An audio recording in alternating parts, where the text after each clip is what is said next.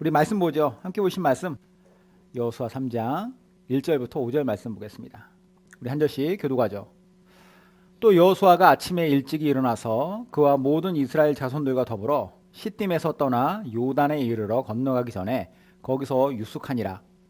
사울의 관리들이 진중으로 두루다니며 백성에게 명령하여 이르되 너희는 레위 사람 제사장들이 너희 하나님 여호와의 언약궤 매는 것을 보거든 너희가 있는 것을 떠나 그 뒤를 따르라. 그러나 너희와 그 사이 거리가 2000 규빗쯤 되게 하고 그것에 가까이 하지는 말라. 그리하면 너희가 행할 길을 알리니 너희가 이전에 이 길을 지나보지 못하였음이니라 하니라. 같이 읽겠습니다. 여호수아가 또 백성에게 이르되 너희는 자신을 성결하게 하라. 여호와께서 내일 너희 가운데에 기이한 일들을 행하시리라. 아멘. 이제 우리 2023년도가 얼마 남지 않았습니다. 20분도 안 남았네요. 새해가 밝고 우리 2024년도를 맞이하게 될 거예요.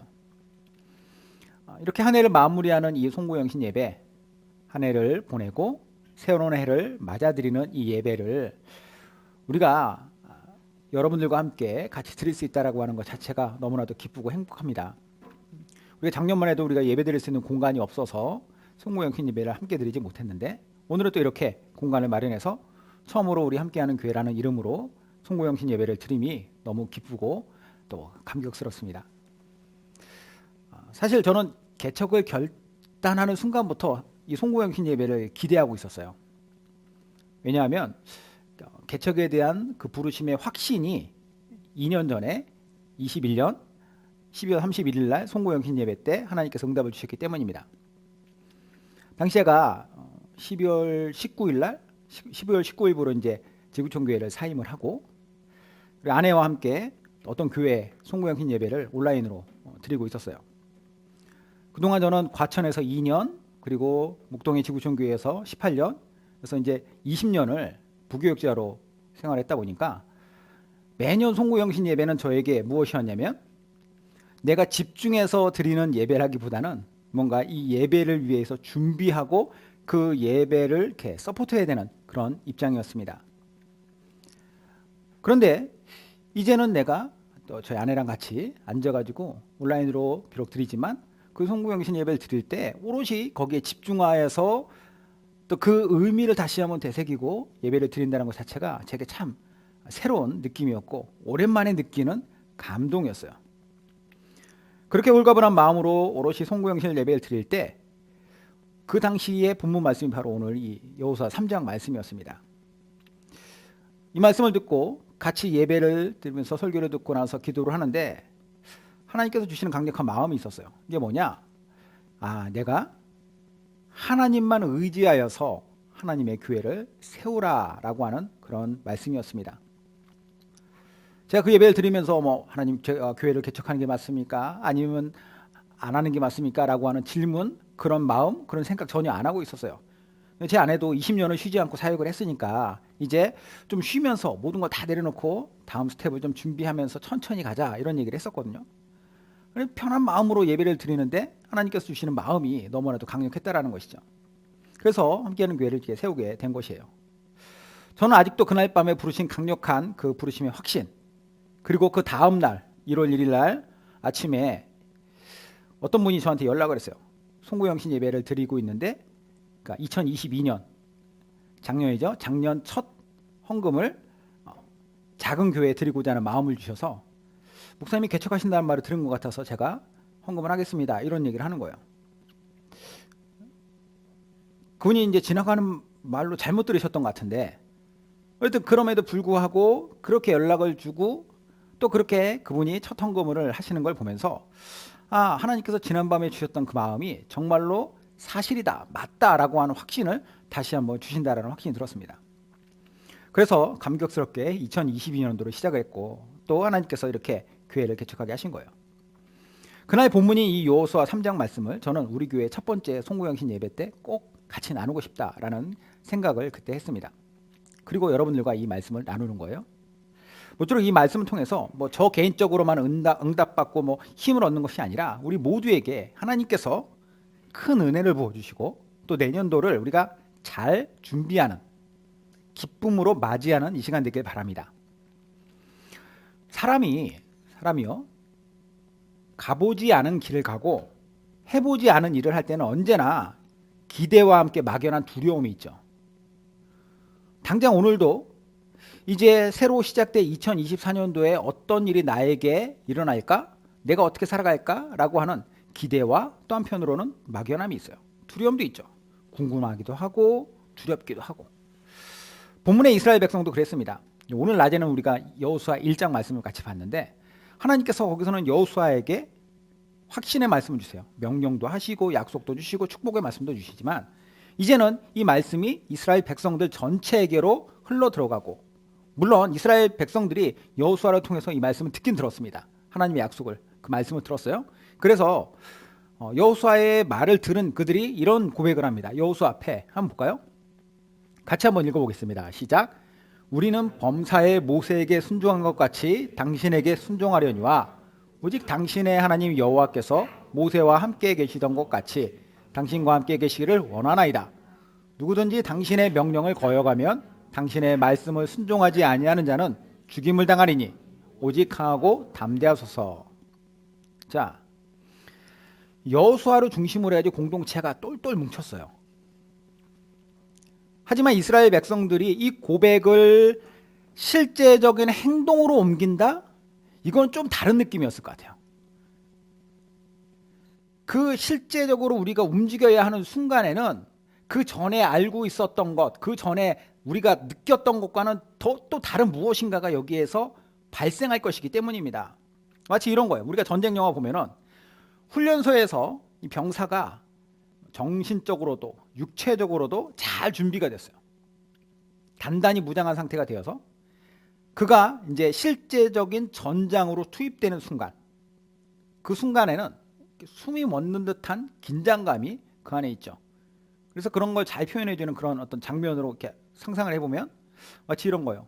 여러 병사들이 이제 전장에 투입되기 직전에 어떤 사람은 막 다리를 막 떨고 있고, 어떤 사람은 껌을 막 씹고 있고, 그렇죠? 어떤 사람은 담배를 들고 있는 손을 막 떨고 있어요.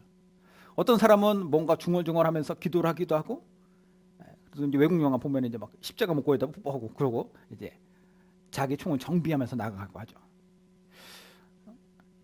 오늘 본문의 이스라엘 백성들이 아마 그런 상황 아니었을까? 이런 생각을 해봅니다. 그들은 지금 시딤이라고 하는 곳을 떠났어요. 시딤이라고 하는 그래도 비교적 안전한 장소, 그곳을 떠나서 요단강 바로 옆에 자리를 잡습니다. 여기가 마지막으로 그들이 장막을 치는 장소예요. 그리고 거기서 사흘을 보냈습니다. 사흘 후에 이제 드디어 이스라엘 백성들은 이 요단강을 건너가야 돼요. 이스라엘 백성들의 쳐놓은 장막 사이를 관리들이 막 다니면서 이야기를 하는 거죠. 이제 곧 요단강을 건널 테니 준비해라. 이 요단강이 어떤 강입니까? 출애굽을 한 지 40년 만에 들어가야 할 최종 목적지 가나안으로 들어가는 최후의 마지막 관문이에요. 여기를 건너가면 가나안이죠. 그 가나안은 어떤 땅이에요? 그곳은 싸워야 할 대적들이 득실거리는 땅입니다. 그것도 이게 만만한 애들이 절대 아니에요. 40년 전 부모님 세대 때에 이미 쓰라린 실패를 경험하게 했었던 두려운 사람들이 사는 곳.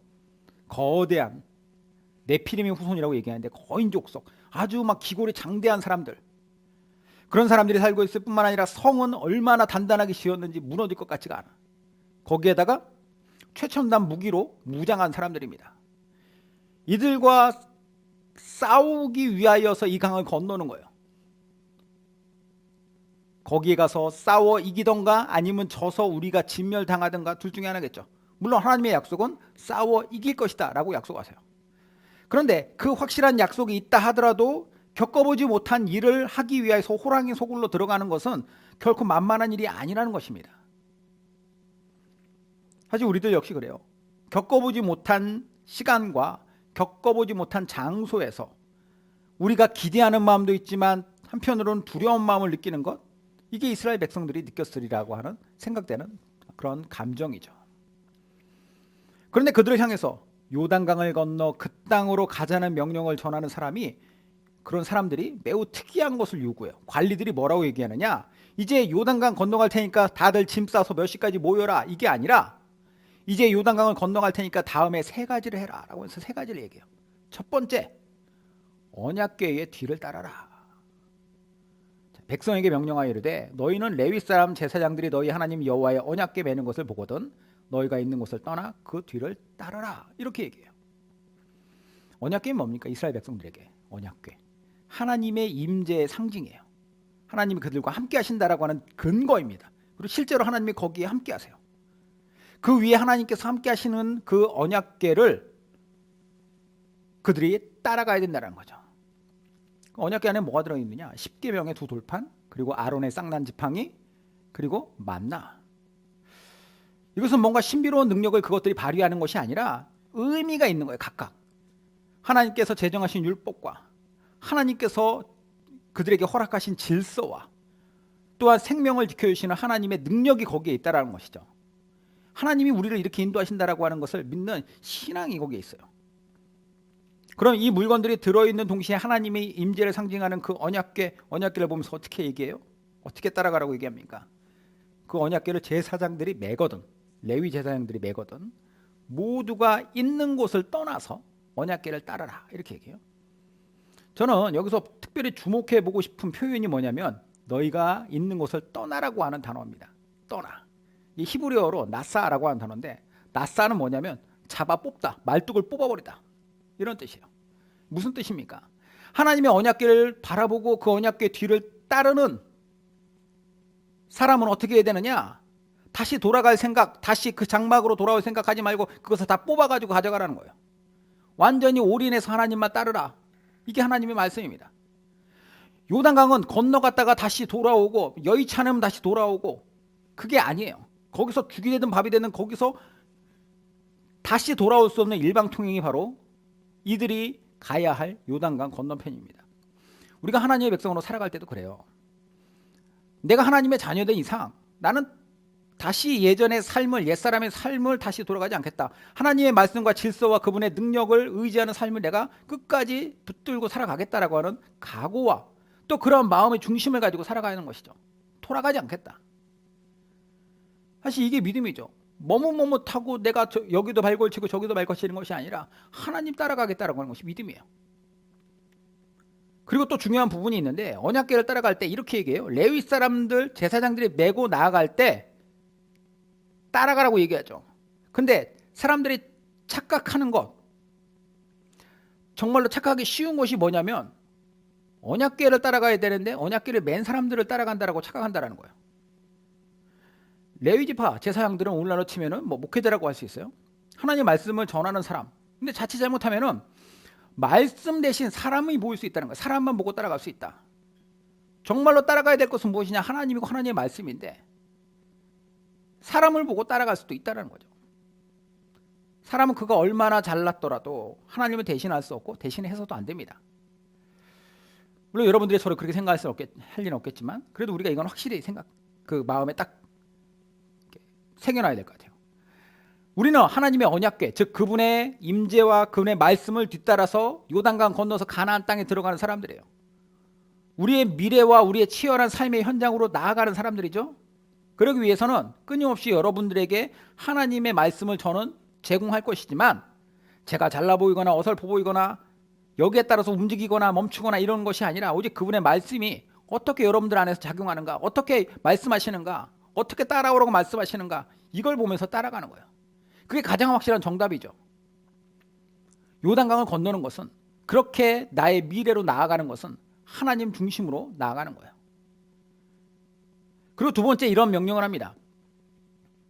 언약궤와의 거리를 지켜라. 그러나 너희와 그 사이 거리가 2000규빗쯤 되게 하고 그곳에 가까이 하지는 말라. 그리하면 너희가 행할 길을 알리니 너희가 이전에 이 길을 지나보지 못하였음이라 하니라. 언약궤와의 거리. 언약궤를 따라서 요단강을 건너라고 했잖아요. 그런데 언약궤를 따라가면 있어서도 거리를 지켜라. 2000규빗이라고. 2000규빗은 오늘날로 단위 미터법으로 하면 900m 정도 돼요. 1km 가지고 못 되는 그 거리를 두고 따라가라. 그것보다 멀리 가면 당연히 안 되겠죠. 그러나 가까이 가지도 말라고 얘기해요. 가까이 하지도 말아라. 왜 그럴까요? 이 의도를 유추해 보려면은 당시 이스라엘 백성들의 규모를 생각해 봐야 됩니다. 이스라엘 백성들이 처음 출애굽할 때 그 당시만 해도 그들의 어떤 규모가 약 한 200만 명 정도가 됐다고요. 그럼 200만 명 정도 되는 그 1세대가 광야 40년 동안에 그 200만 명 중에서 많은 사람들이 죽었습니다. 하지만 다음 세대가 남아서 요단강을 건너지만 이 이스라엘 백성들의 나중에 이제 그 사람들의 인구 조사를 하는데 인구가 약간 줄긴 했지만 아주 조금 줄었어요. 그러니까 거의 그때나 똑같았다라는 거예요. 그러면 200만 명이 그 요단강을 건너가는데 200만 명이 어떻게 건너가느냐? 우리가 각자 건너가다 니들이 알아서 잘 살펴보고 얕은 데 건너라 이게 아니라 언약궤를 보고 그 언약궤 뒤로 쭉 따라가야 된다는 거죠. 그러면 그 많은 사람들이 다 언약궤를 바라보고 언약궤를 따라가려면 언약궤의 거리가 너무 멀어도 당연히 안 되는 거지만 가까워도 안 된다는 거예요. 너무 가까우면 어떻게 됩니까? 앞에 몇 사람들은 보지만 뒤에 사람들은 보지 못하는 거죠. 그럼 뒷 사람들은 어떻게 해요?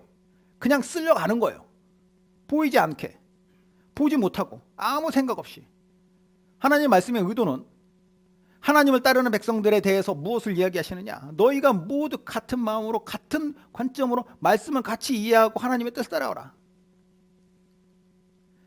어떤 상황인지도 모르고 무슨 뜻인지도 모르고 그냥 휩쓸려서 이리 갔다 저리 갔다 하는 것이 아니라 정말 믿음의 공동체는 같이 한 믿음으로 한 말씀을 따라가라는 것이죠. 저는 교회 공동체 이거 잘 알아야 된다고 생각해요. 우리 교회 이름처럼 함께 해야 됩니다. 모두가 함께 은혜 받고 함께 기도하고 함께 위로하고 함께 공감해주는 그런 공동체가 바로 하나님께서 원하시는 공동체이고 그렇게 나아가라는 것이죠. 마지막 세 번째 말씀을 하시는데 여기서 이렇게 얘기해요. 자신을 성결하게 하라. 여호수아가 또 백성에게 이르되 너희는 자신을 성결하게 하라. 여호와께서 내일 너희 가운데 기이한 일을 행하시리라. 요단강을 건너기 위한 앞에 두 가지 말씀은 모두 다 어디에 집중되어 있냐면 언약궤에 집중되어 있어요. 그런데 이 세 번째 말씀은 각자 자신에게 집중을 하라는 말씀이에요. 하나님 앞에서 너 자신을 바라보고 점검해라. 하나님 앞에서의 성결함은 어디서 나오는 걸까요? 하나님 앞에서의 성결함.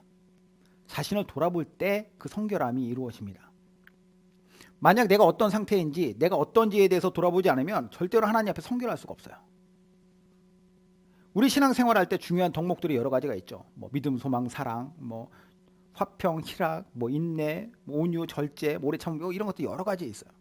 그런데 그런 것들도 다 중요한데 저는 여기서 특히 강조하는 것 자아성찰. 우리가 스스로를 돌아볼 때 스스로에 대한 직면을 하지 않으면 하나님을 온전하게 따라갈 수 없다라는 거예요. 나의 자신을 직면할 때 비로소 거기에서 자신을 성결하게 하는 그런 또 동기가 일어나고 또 실제로 그렇게 하나님 앞에 나아가는 것이죠. 자기 자신에 대해서 돌아보지 않으면 그 사람의 신앙은 성장할 수가 없습니다. 제가 어제 우리 교회에 이제 새벽기도 출석하시는 몇몇 분들과 함께 송년 모임을 했어요. 점심때 점심같이 식사하면서 이런저런 이야기를 하는데 이런 얘기를 하는 거예요. 이런 그 대화를 하면서 대화를 하는 중에 이런 생각이 들었습니다. 사람이 레위 제사장들이 맨 언약궤를 따라가고 그리고 각자가 그 언약궤를 올바로 바라보면서 이렇게 쭉 나아간다면 결국 자신의 모습을 살필 수밖에 없구나라는 것을 그 대화 중에 제가 깨달았습니다. 무슨 얘기냐면 각자에 대해 삶에 대해서 나눔을 했는데 이런 얘기를 하는 거예요. 예전에 내가 모르고 살았는데 내가 정말 이런 사람이라는 것을 요즘에 깨달았습니다. 이런 얘기를 해요. 내 부족함이 요즘에 너무 많이 느껴진다라는 거예요. 은혜 받으니까 말씀 앞에 내가 서니까 거기 앞에서 내 자신의 모습을 직면하게 됐다는 거죠. 내가 이렇게 부끄러운 사람인지 몰랐습니다. 그런 얘기를 하는 거예요. 새로운 삶을 그래서 내가 살고 싶습니다. 이런 얘기를 하죠. 제가 크게 내색은 안 했지만 엄청난 감동과 은혜를 받았어요. 이거거든요. 하나님을 따라서 요단을 건너는 인생, 그 강을 건너는 인생을 제대로 사는 것은 무엇입니까? 하나님을 보고 그리고 나를 보는 거예요. 하나님 앞에 서서 내 자신의 부족함을 깨닫게 되는 것이고 하나님 앞에 내가 더 온전한 모습으로 살아가기 위하여서 나를 성결하게 하는 것이죠. 저는 우리의 2024년도가 또 다른 믿음의 강을 건너는 요단강을 건너는 하나님의 백성으로서의 삶이 되길 바라요. 그래서 하나님의 언약궤를 따르되 우리 어떻게 따라야 됩니까? 완전히 말뚝을 뽑아서 나아가듯이 하나님의 백성으로서 내가 살겠습니다. 일방통행 가겠습니다. 뿐만 아니라 내가 사람이 아니라 하나님 보고 따라가겠습니다. 그리고 하나님의 언약궤를 바라보는 것 누군가가 바라보고 이렇게 여기 따라가면 된다라고 얘기하는 곳으로 가는 게 아니라 내가 보고 따라가겠습니다. 같이 보며 나가겠습니다. 그리고 그 앞에 내 자신을 돌아보고 직면하며 하나님 앞에서 내가 더 성결하게 원합니다. 이런 마음 가지고 우리가 살기 원해요. 저는 이게 우리가 하나님 앞에서 복받는 비결이라고 생각합니다. 불안한 우리의 인생이 더 확실해질 수 있는 비결이라고 생각해요. 적어도 하나님이 살아계시는 한, 살아 역사하시는 한 이러한 마음을 가지고 이렇게 본인을 따라가는 사람의 인생을 망가뜨리시겠습니까? 망하게 하겠습니까? 절대 그럴 리 없다라는 거예요. 하나님 앞에서 우리가 이 온전한 믿음 가지고 정말 그 강을 건너는 믿음의 그런 삶을 살아가기를 주님의 이름으로 축원드립니다.